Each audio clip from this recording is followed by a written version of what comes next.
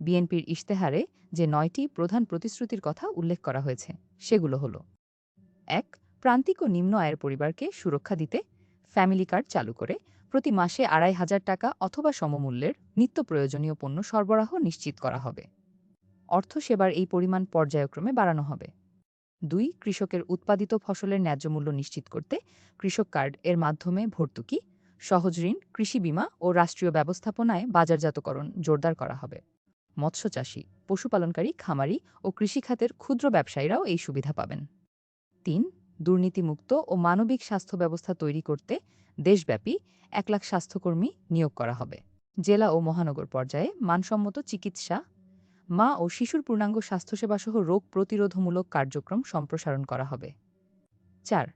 আনন্দময় ও কর্মমুখী শিক্ষা ব্যবস্থা প্রতিষ্ঠার লক্ষ্যে বাস্তব দক্ষতা ও মূল্যবোধভিত্তিক শিক্ষানীতি প্রণয়ন করা হবে। প্রাথমিক শিক্ষায় সর্বাধিক গুরুত্ব, শিক্ষক শিক্ষার্থীদের প্রযুক্তি সহায়তা ও মিড ডে মিলও চালু করা হবে। ৫. তরুণদের ভবিষ্যৎ নিশ্চিত করতে কর্মসংস্থান সৃষ্টি, কারিগরি ও ভাষা দক্ষতা উন্নয়ন, স্টার্ট আপ ও উদ্যোক্তা সহায়তা, বৈশ্বিক ই-কমার্স প্ল্যাটফর্মে যুক্তকরণ সহ মেধাভিত্তিক সরকারি নিয়োগ নিশ্চিত করা হবে। ৬. ক্রীড়াকে পেশা ও জীবিকার মাধ্যম হিসেবে গড়ে তুলতে জেলা উপজেলা পর্যায়ে ক্রীড়া অবকাঠামো ও প্রশিক্ষণ ব্যবস্থা সম্প্রসারণ করা হবে।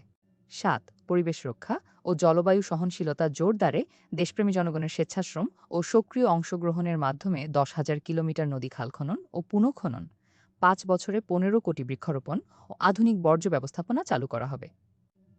৮. ধর্মীয় ও সামাজিক সম্প্রীতি সুদৃঢ় করতে সব ধর্মের উপাসনালয়ের ধর্মীয় নেতৃবৃন্দের জন্য সম্মানী ও প্রশিক্ষণ ভিত্তিক কল্যাণ ব্যবস্থা চালু করা হবে। ৯. ডিজিটাল অর্থনীতি ও বৈশ্বিক সংযোগ বাড়াতে আন্তর্জাতিক পেমেন্ট সিস্টেম বা পেপাল চালু, ই-কমার্সের আঞ্চলিক কেন্দ্র স্থাপন ও মেড ইন বাংলাদেশ পণ্যের রপ্তানি সম্প্রসারণ করা হবে।